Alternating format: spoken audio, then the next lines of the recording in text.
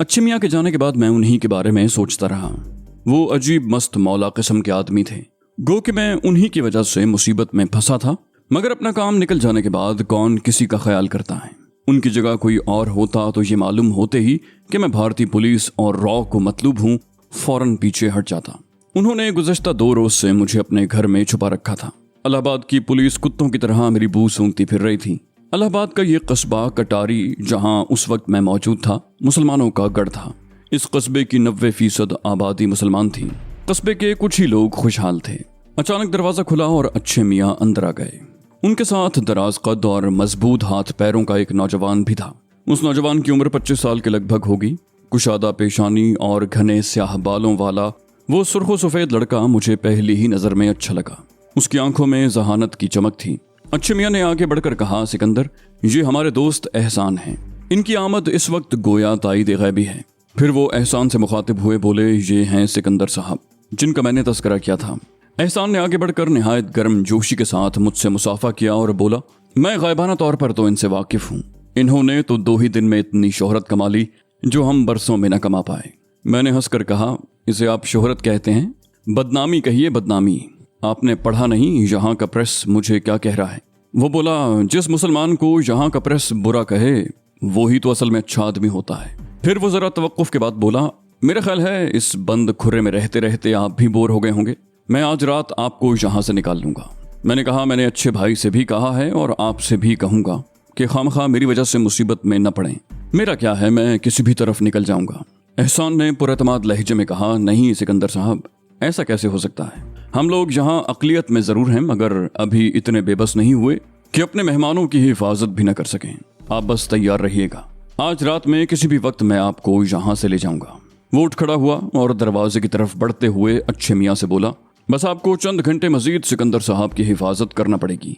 फिर एहसान मेरी तरफ देखकर मुस्कुराया और अच्छे मियाँ के साथ कमरे से बाहर निकल गया। इन लोगों के अपनायत भरे सुलूक पर बेइख्तियार मेरी आंखों में आंसू आ गए। रोते नहीं हैं कामी बेटा, नाना जी ने मेरे चेहरे से खून साफ करते हुए कहा।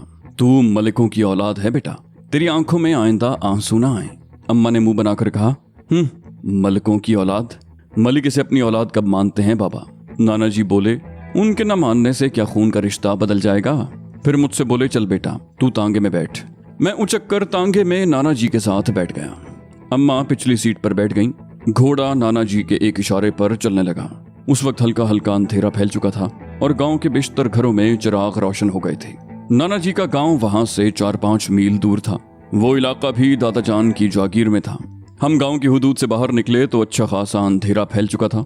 जिस पगडंडी पर हम चल रहे थे वो 2-2.5 फरलांग जाने के बाद 2 शाखों में तकसीम हो जाती थी।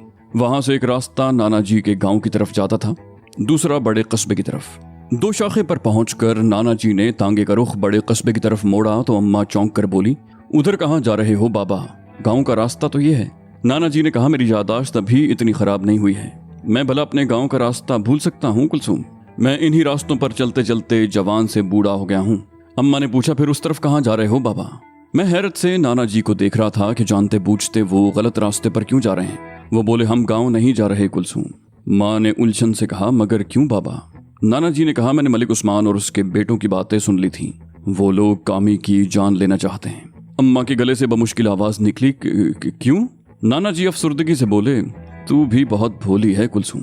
अरे कामी इस जायदाद में बराबर का हिस्सेदार है। मलिक उस्मान और उसके बेटे कब चाहेंगे कि जायदाद का बंटवारा हो? अम्मा ने सहमे हुए लहजे में कहा, बाबा कहते तो तुम ठीक हो, मगर अब कहाँ जा रहे हो? बोले, मैं ये इलाका ही छोड़कर जा रहा हूँ। न हम यहाँ रहेंगे न कामी की जिंदगी खतरे में पड़ेगी। ये बात बहुत दिन बाद मेरी समझ में आई थी कि नाना जी और अम्मा इतने खौफजदा क्यों थे। मुझे हैरत होती थी कि वो दादा जान से खौफजदा हैं। वो भला उन्हें क्यों नुकसान पहुंचाएंगे? नाना जी सारी रात चलते रहे थे। मैं तो थक कर कुछ देर के बाद सो गया था। फिर जिस वक्त भी मेरी आंख खुली मुझे नीले आसमान पर चमकते हुए सितारे ही दिखाई दिए।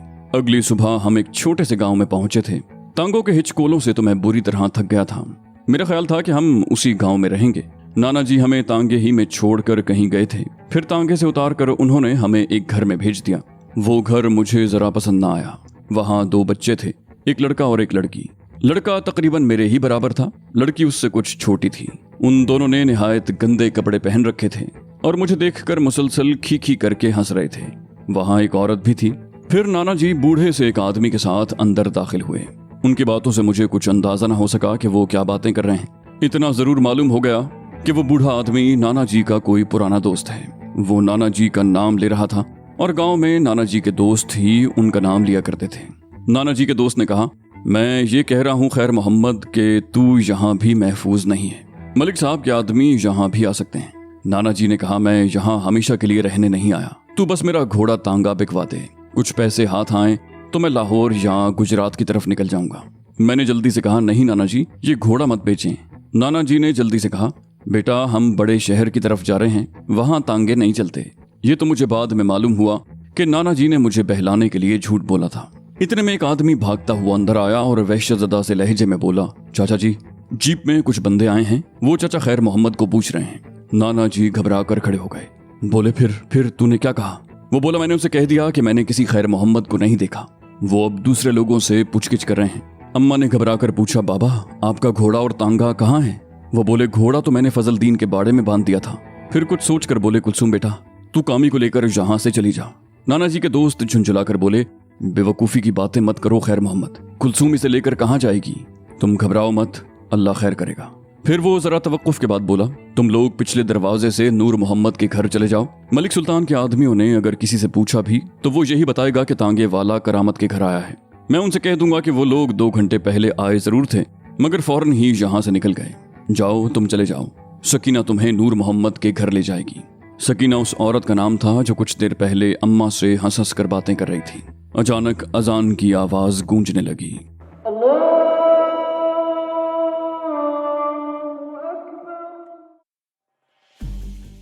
मैंने चौंक कर उस रोशनदान में से आसमान देखने की कोशिश की मगर अब वहां मलगजा अंधेरा फैलता जा रहा था। सुबह से मैंने कुछ नहीं खाया था और अब शाम हो गई थी। भूख के मारे मेरा दम निकला जा रहा था। अंधेरे में मुझे वहशत सी होने लगी थी। मच्छरों ने काट काट कर मेरा बुरा हाल कर दिया था। मुझे इस कमरे में बंद आज तीसरी रात आ गई थी।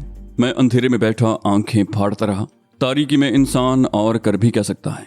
मुझे यूं ही बैठे बैठे न जाने 1 घंटा गुजर गया था या 2 घंटे, मुझे कुछ एहसास ही नहीं था। अपनी घड़ी तो बहुत पहले ही मैंने एक भारतीय बाशिंदे के हाथ बेच दी थी। वहां लोग इंपोर्टेड चीजों को तरसते हैं। घड़ी की मुझे अच्छी खासी कीमत मिल गई थी। फिर ऐसी आवाजें आने लगीं जैसे कोई सीढ़ियां चढ़ रहा था। मैं झपट कर दरवाजे के पास पहुंच गया। इन 3 दिनों में मुझे जितनी टेंशन हुई उतनी जिंदगी में पहले कभी नहीं हुई थी। अगर फौलादी असाब का मालिक न होता तो या तो मेरा नर्वस ब्रेकडाउन हो जाता या फिर मुझे ब्रेन हैमरेज हो जाता। मैं दरवाजे से बिल्कुल लग कर खड़ा हो गया। आने वाले ने उंगली से 2 दफा मखसूस अंदाज में दरवाजा बजाया। मेरे कशीदा आसाब पुरसुकून हो गए। वो अच्छे मियाँ थे। फिर दरवाजा खुला और अच्छे मियाँ का हयूला अंदर आ गया। वो बोले, यार सिकंदर साहब माफ कीजिएगा, आज आप दिन भर भूखे रहे, मैं बहुत शर्मिंदा हूँ। वो असल में, मैंने उनकी बात काट दी, शर्मिंदा तो आप मुझे कर रहे हैं। उन्होंने अंधेरे में खाने की पोटली मेरी तरफ बढ़ा दी। मैं ये देखे बगैर खाने पर टूट पड़ा कि वो लाए क्या है। खाने के बाद मैंने 2 गिलास पानी पिया तो मेरी जान में जान आई।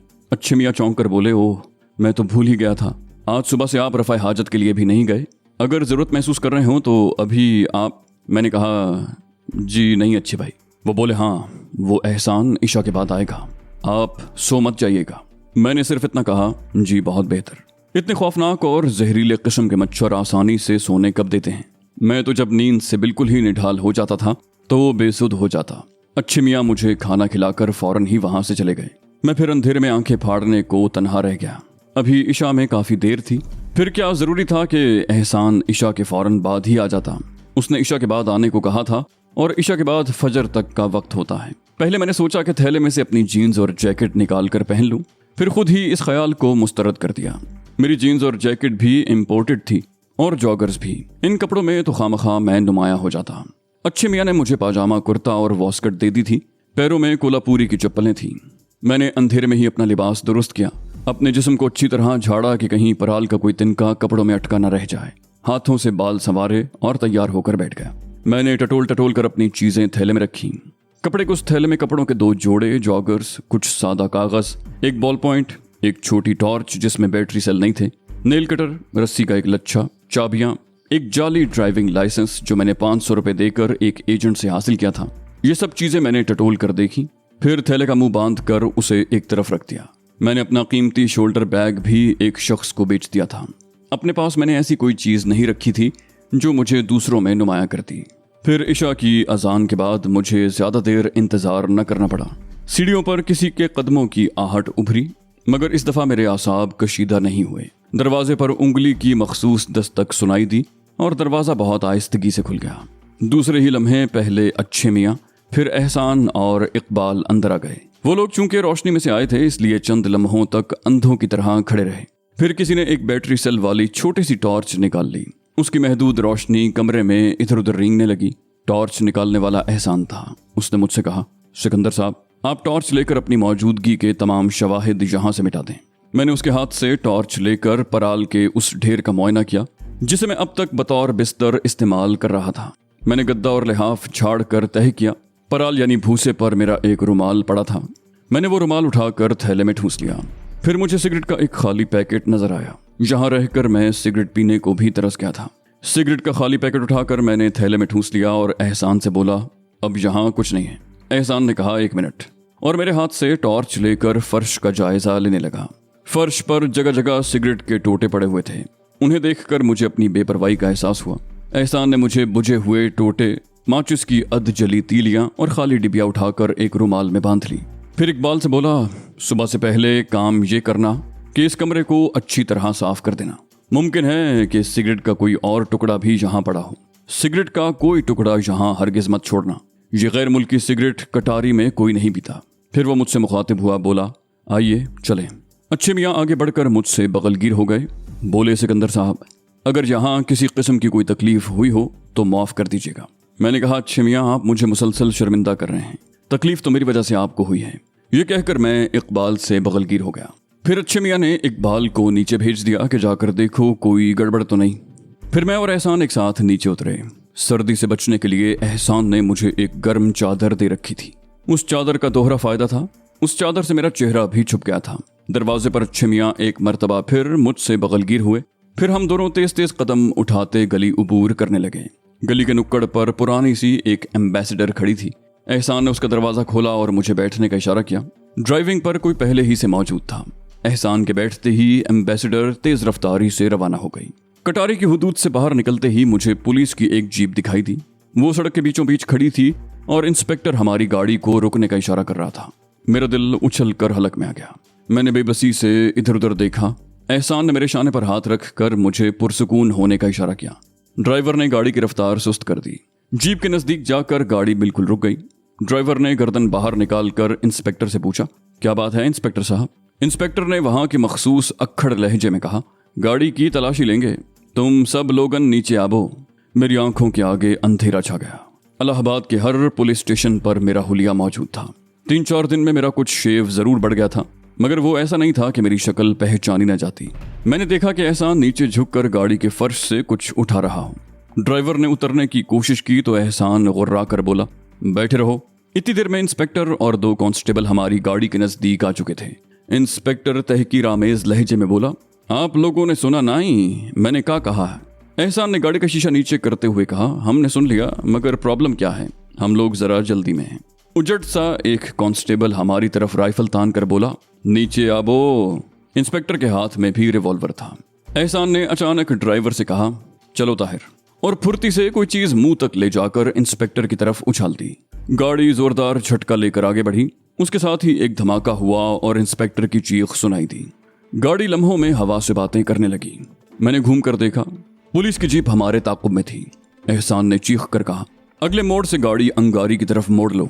ताहिर बहुत खौफनाक अंदाज में ड्राइविंग कर रहा था। मैं तो सोच भी नहीं सकता था कि एहसान ऐसी भी कोई हरकत कर सकता था। एक लम्हे को तो मुझे शुबा भी हुआ कि एहसान शायद उन्हीं लोगों का कारिंदा है जो पाकिस्तान में मेरे हाथों शदीद जिक उठा चुके हैं। एहसान के तरीक़ाकार और एतमाद से मुझे यही लग रहा था कि वो बाकायदा तरबियत याफ्ता शख्स है और कोई भी कदम बिला सोचे समझे उठाने का आदी नहीं। मैंने कनखियों से उसे देखा। वो किसी गहरी सोच में गर्क था। मेरा शुबा यकीन में बदलने लगा कि एहसान को इन्हीं लोगों ने मेरी गिरफ्तारी या कत्ल के लिए भारत भेजा है। मैंने पीछे घूम कर देखा। पुलिस जीप अब भी हमारे ताकुब में थी, मगर अब वो बहुत पीछे रह गई थी। अगला मोड़ मुड़ते ही जीप नजरों से ओझल हो गई। एहसान ने ड्राइवर से कहा, गाड़ी को बाईं तरफ वाली झाड़ी के झुंड में रोक लो। उसने बहुत महारत से गाड़ी झाड़ियों के झुंड में रोकी और इंजन बंद करके फुर्ती से नीचे उतर आया। एहसान नीचे उतरा तो मैं भी नीचे उतर आया। अब मुझे एहसान और ताहिर के हाथों में रिवॉल्वर भी नजर आ रहे थे। मैंने कहा, एहसान, अगर मजीद कोई रिवॉल्वर हो तो मुझे भी दे दो। मैं अंदाजा लगाना चाहता था कि ताहिर और एहसान मेरे दुश्मनों के आदमी हैं या नहीं। अगर वो दुश्मनों के आदमी होते तो मुझे किसी भी कीमत पर रिवॉल्वर न देते। अभी मैं ये सोच ही रहा था कि एहसान ने एक रिवॉल्वर मुझे भी दे दिया। फिर बोला, मैं तो भूल ही गया था कि आप भी हर किस्म के हथियार चला लेते हैं। मैंने कोई जवाब दिए बगैर रिवॉल्वर उसके हाथ से ले लिया। मैं दिल ही दिल में खुद को लान तान कर रहा था कि मैंने खामखा अपने इस हमदर्द पर शुबा किया, मगर इसमें कसूर मेरा भी नहीं था। गुज़श्ता 3 दिन में इतनी शदीद टेंशन में रहा था कि मुझे अपने साये से भी खौफ आ रहा था। फिर मैंने सोचा कि एहसान अगर वाकई मेरे दुश्मनों का आदमी होता तो मुझे अच्छे मियाँ के घर ही में बहुत इत्मीनान से पुलिस के हवाले कर देता। उसे ये सब करने की क्या जरूरत थी। एहसान और ताहिर बिजली की सी तेजी से उस सड़क तक पहुंच गए थे जिसको छोड़कर हम अंगारी की तरफ मुड़े थे। मुझे दूर से जीप की हेडलाइट्स दिखाई दे रही थीं। इस दौरान में ताहिर भागकर सड़क की दूसरी तरफ चला गया। मुश्किल से 1 मिनट गुजरा होगा कि पुलिस की जीप बिल्कुल हमारे सर पर पहुंच गई। एहसान ने एकदम जेब से दस्ती बम निकाला, उसकी पिन दांतों से खींचकर पुलिस जीप पर उछाल दी। मैं फुर्ती से जमीन पर लेट गया। फौरन ही धमाका हुआ। आहनी जर्रात और गर्द गुबार का एक तूफान सा उठा। फिर जीप धड़ाधड़ जलने लगी। पुलिस के 2-3 आदमी जीप से निकलकर उसी तरफ भागे जिधर ताहिर छुपा हुआ था। अचानक फजा में फायरिंग और इंसानी चीखों की मिलीजुली आवाजें उभरी और ताहिर की तरफ जाने वाले तीनों आदमी उलटकर सड़क पर गिर गए। हम तीनों दौड़ते हुए अपनी गाड़ी तक पहुंचे और एक बार फिर ताहिर गाड़ी को जेट फाइटर की तरह उड़ाने लगा। हम लोग छुपते छुपाते रुकते रुकाते रात के पिछले पहर इलाहाबाद में दाखिल हो गए। ताहिर ने पूछा, किस तरफ चलूं? एहसान ने कहा, रामबाग की तरफ चलूं। मैं हल्की हल्की गुनूदगी में था कि धचका लगने से चौंक पड़ा। मैंने बाहर की तरफ नजर दौड़ाई। हम किसी बंगले के पोर्च में खड़े थे।